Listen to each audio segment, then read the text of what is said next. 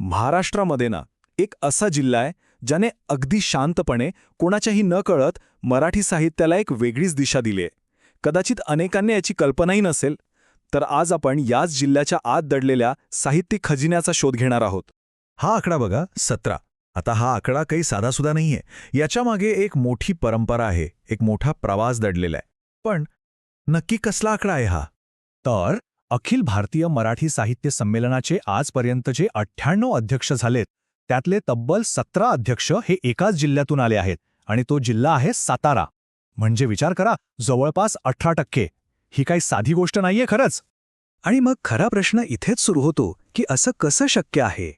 एकाच जिल्ह्यातून एवढी साहित्यिक प्रतिभा कशी काय एकवटली? या 17 आकड्यामागची कहाणी तरी काय आहे? चला आज आपण मिळून शोधूया.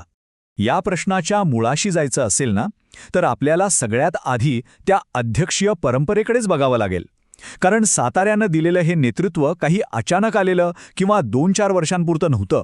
हा एक खूप मोठा प्रदीर्घ असा प्रवास होता. आणि ही परंपरा किती जुनी आणि खोलवर रुजलेली आहे हे बघा. सुरुवात होतीये 1905 साली रघुनाथ पांडुरंग करंदीकर यांच्यापासून. त्यानंतर मधल्या काळात आचार्य जावडेकरांसारखे, ग दि माडगुळकरांसारखे दिग्गज हा वारसा पुढे नेतात. आणि अगदी 100 वर्षांनंतर न स इनामदार यांच्यापर्यंत तो टिकून राहतो. हे जे सातत्य आहे ना, तेच साताऱ्याचं महत्त्व अधोरेखित करतं. पण थांबा, गोष्ट इथेच संपत नाहीये. हे 17 अध्यक्ष तर फक्त हिमनगाचं एक टोक आहे असं म्हणायला हरकत नाही.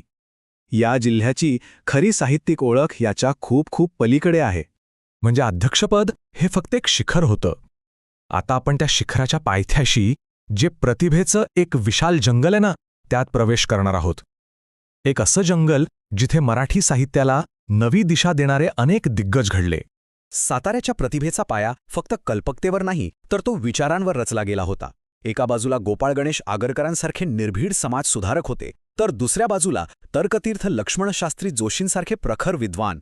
आणि याच विचारवंतांनी त्या साहित्यिक परंपरेला एक भक्कम वैचारिक आधार दिला.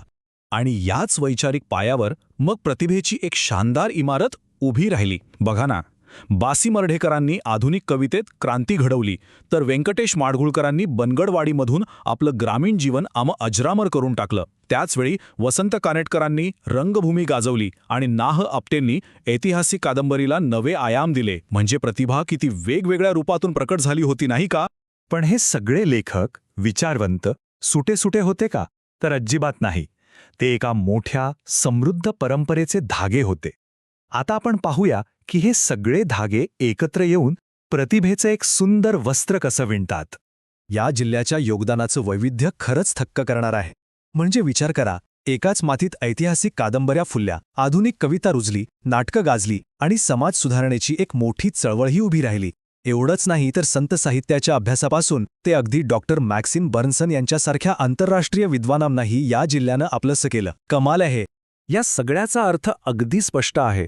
सातारा म्हणजे फक्त काही महान व्यक्तींची यादी नाही, तर ती एक संपूर्ण साहित्यिक परिसंस्था होती. एक असं वातावरण जिथे लेखक, विचारवंत आणि तिथल्या परंपरा एकमेकांना प्रेरणा देत होत्या.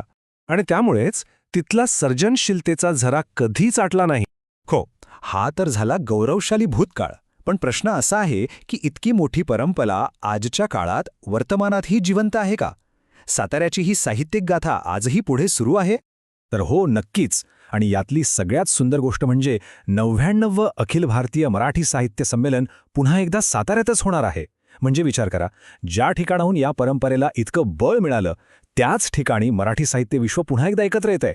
एक वर्तुळ पूर्ण होते जणू.